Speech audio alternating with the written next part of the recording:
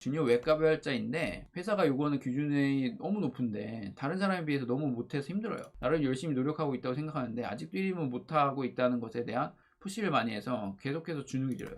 제가 개발자 안 만나라는 생각도 자주 들고, 혹시 신입 때 이런 경험이 있으셨나요? 있다면 어떻게 극복하셨나요? 우선은 저는 잘한다는 케이스였어요. 이런 압박감은 알아요. 그러니까 뭐냐면 저는 처음 들어가자마자 프로젝트 하나 맡아서 그냥 알아서 해 라고 했고, 보고서 그냥 제가 쓰는 일인 줄 알고 썼어요. 근데 알고 보니까 이게 제 일이 아니었고 대표님 일이었대요. 그래서 마무리를 하고 보너스를 받아요. 보너스. 여기까지는 어떻게 보면 냉정히 얘기하면은 제 자랑이 됐고, 근데 이게 압박감이 엄청났단 말이야. 압박감.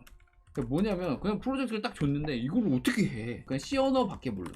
뭐 인베디드 몰라요. 근데 그냥 보드 딱 주더니 알아서 해 이래버리는 거야. 그러니까 뭐 그냥 뭐 했죠. 죽어라 뭐. 근데 이게 제가 하고 싶은 얘기는 이제 두 가지인데, 이런 식의 나름 열심히 노력하고 있는데 뭐 1인분 못하고 있는 것 같고 이런 압박감을 이제 느끼는 그런 상황은 계속됩니다. 근데 막상 해보면 또 되고 막 이런 경험들은 계속되기 때문에 그런 압박감 속에 여유를 찾아야 돼요. 어차피 될 거야. 어차피 해결할 수 있는 문제야 라고 좀 여유를 가질 필요가 있다. 그리고 중요한 건 뭐냐면 되든 안 되든 그냥 잡고 계속 어떻게든 해결하려고 그 시간을 투자해야 돼요. 요거는 기본 컨셉으로 가져가야 되고요. 그 다음에 왜 문제를 못 푸는가 라고 봤을 때 이거는 문제 해결 방법이 있어요. 문제 해결 방법. 원리를 알고 해결. 그냥 하다 보니 해결.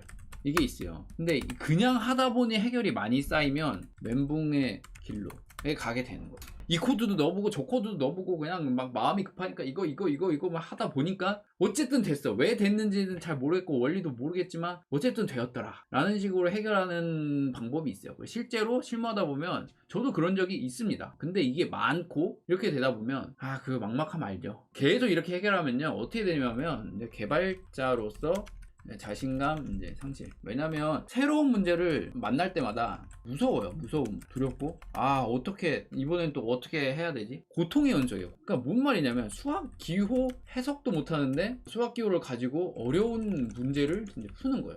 어떻게 이 공식 저 공식 가져다가 대충은 풀었어. 근데 이번에는 그것을 더 응용한 문제가 나와버리네. 이렇게 되면 더 이상 개발자가 안 된다는 거예요. 그러면 뭘 해야 되냐? 수학 기호부터 해석을 해야 되는 거예요. 이러면 개발이 쉬워요. 제가 이 얘기를 제가 많이 했는데 항상 엔진을 만드세요. 기초가 중요해요. 이게 느린 것 같아도 훨씬 빠릅니다. 드럼도 똑같아요. 드럼 막 이거 치잖아요. 손목 이거 처음에 막 다다다다 이거 배운단 말이에요. 이거 못 하잖아요. 그럼 대충 뭐 이렇게 치든 어떻게 치든 박자 감각만 있으면 쳐요. 근데 이게 나중에 위로 올라가면 못 한단 말이에요. 근데 그거보다 훨씬 더 프로그램 세계에서 기초는 말도 못하게 중요한 거예요. 그러면 제가 예상하기론 뭐에서 지금 아마 꼬이실 거냐면, 제가 이제 웹을 해본 경험자로서 클라이언트 측 코딩과 서버 측 코딩의 완벽한 이해가 부족할 확률이 굉장히 높고요. 그러니까 뭔 말이냐면 이거에 혼란이 와요. 그러니까 클라이언트 측 브라우저에서 돌아가는 코드를 짜는 거랑 서버 측에서 돌아가는 코드를 짜는 게 개발자 한 명이 한 PC에서 한단 말이에요. 그렇기 때문에 헷갈려. 그러니까 뭐냐면 클라이언트에서 서버랑 통신을 하려면 무조건 HTTP 프로토콜을 통해서 네트워크를 통해서 패킷이 주고 받아지면서 뭔가 데이터를 주고 받는 거예요. 그러니까 무슨 말이냐면 이게 서버 단 코딩을 하면은 서버 단에서는 이제 같은 물리적인 공간에 있기 때문에 데이터를 주고 받을 때 예를 들어서 뭐 폼 데이터 형식을 보낸다던가 이랬을 때 그 내부적으로 해결하는데, 이게 브라우저 단으로 넘어가면 그게 반드시 포스트나 폼이나 이런 방식으로 주고 받는단 말이에요. 근데 그게 한 PC에서 하다 보니까, 특히 뭐 자바스크립트나 노드.js 이런 거 같은 언어로 하다 보니까 이거에 대한 혼돈을 많이 해요, 초보자들이. 그래서 나는 클라이언트 쪽 코딩하고 서버 쪽 코딩을 했으면 여기 중간 다리는 HTTP 포스트 방식으로 보내는 방법 아니면 get으로 보내는 방법, 이런 방법밖에 없는데 이거를 막 혼돈을 해가지고 못하는 경우도 있고, 클라이언트 쪽에서밖에 호출을 못하는 메소드를 막 서버 쪽에서 호출하면서 이거 왜 안 돼? 뭐 이런 경우에 혼란을 갖는 친구들이 많아요. 그래서 여기서 많이 이제 신입들이 많이 헷갈려 하고요. 그래서 뭐냐면 서버 개발이 별거 없어요. 프론트 단을 꾸미는 영역이 있어요. 그래서 뭐 CSS, 뭐 HTML 이런 게 있고, 프론트 단에 로직을 넣는 영역, 그게 이제 자바스크립트죠. 이렇게 있고, 프론트 단에서 서버로 데이터 넘기는 방법, 서버에서 프론트 단으로 데이터 넘기는 방법, 네, 요거에 대한 이해가 있어야 될 것 같고, 나눠보면 별게 없어요. 진짜 보면은. 그러니까 서버 로직이 있고, 요거는 뭐 간단하게 있는 것 같고, 그 다음에 또 알아야 될 게 서버랑 DB랑 데이터 주고 받는 방법. 요 정도가 있지 않을까요? 서버 로직. 서버 로직에는 좀 더 뭐 디테일하게 더 들어갈 수가 있는데, 요 정도 알면 사실 웹 개발은 끝났어요. 그냥 만들 수는 있어요. 뭐든지 간에. 그리고 혹시 쓰시는 게, 보리밤님이 쓰시는 프레임워크가 이제 스프링이라면 이 책을 한번 읽어보세요.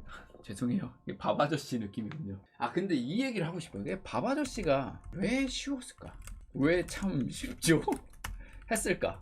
라고 보면 익숙해서 그런 것 같아요. 계속 익숙해서.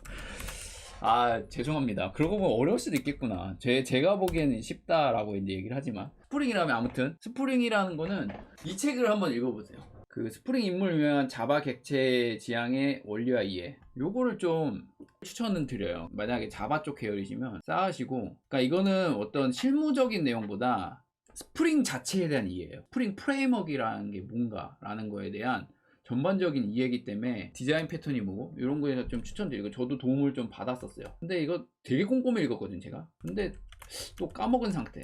그 다음에 결론을 얘기하면 왜 막막하냐, 뼈대가 단단한 쪽에서 살들이 붙는 게 아니어서 그래요. 명확히 그것 때문에 힘든 거예요. 뼈대가 없는데 뭐가 붙어서 그래요. 저처럼 간단하게 말을 할 수가 있어야 돼요. 간단하게. 이런 거요. 컴파일러가 뭐예요? 모르는 사람은 장황하게 얘기해요. 근데 저는 이렇게 명확하게 얘기해요. 컴파일러는 프로그램 종류인데 프로그램을 만들 수 있는 프로그램이에요 라고 제 나름대로의 단어의 정의를 해서 얘기를 한다고요. 그러니까 완벽하게 이해한다라고는 얘기할 수는 없지만, 이런 자기만의 언어로 쉽게 얘기할 수 있어야 돼요. 이게 뭐냐라고 물으면 그런 거예요 라고 뚜렷하게 쉽게 표현할 수 있어야 이게 내가 온전히 이해하고 있구나 라고 얘기를 하는 거예요. 근데 저는 그렇게 고수가 아니에요, 여러분들.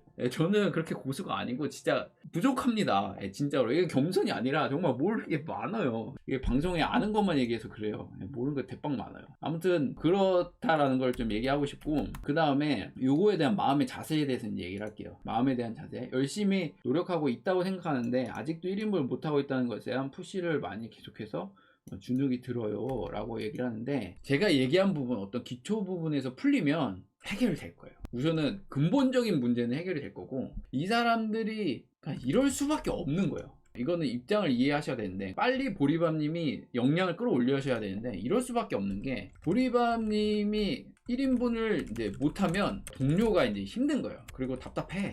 이런 느낌을 주는 건 맞아요. 근데 이럴 때 나는 이런 것도 못하고 나는 쓰레기인가, 이런 식으로 가면 안 된다. 이러면 안 돼요. 절대 안 돼. 이거는 올바른 방향이 아니에요. 그냥 냉정하게 미안하다 그냥 인정하고, 사람이 어떻게 항상 잘해요.